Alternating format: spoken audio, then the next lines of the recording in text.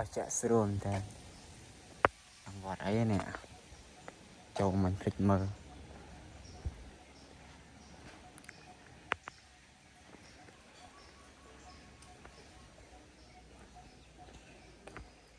ngạt lọ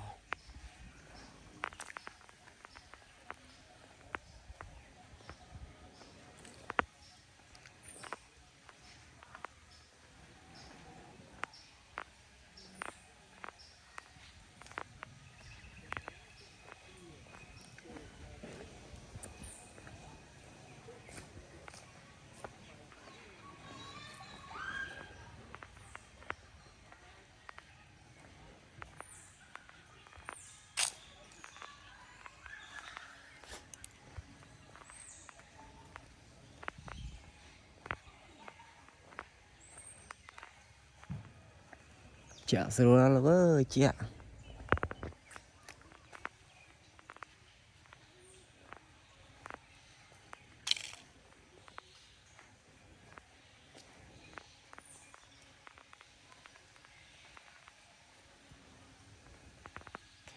Cambodia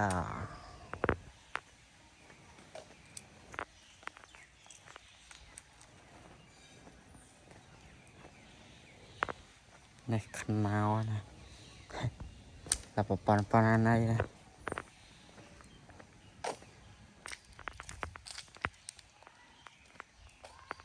nón lại ní sát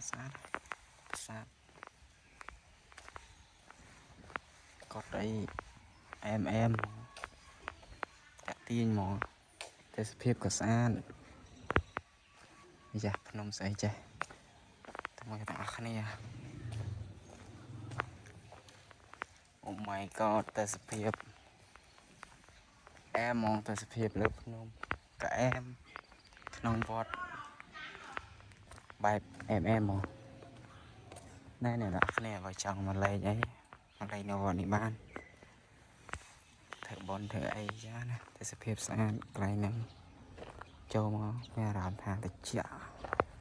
rùm tên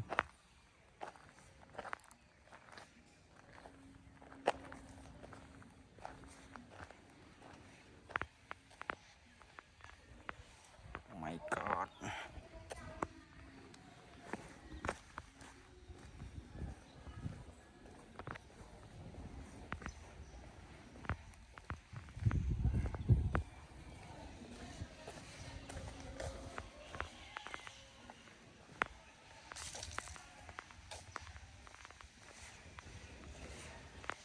cho mời tí tết chi đào mơ mà chúng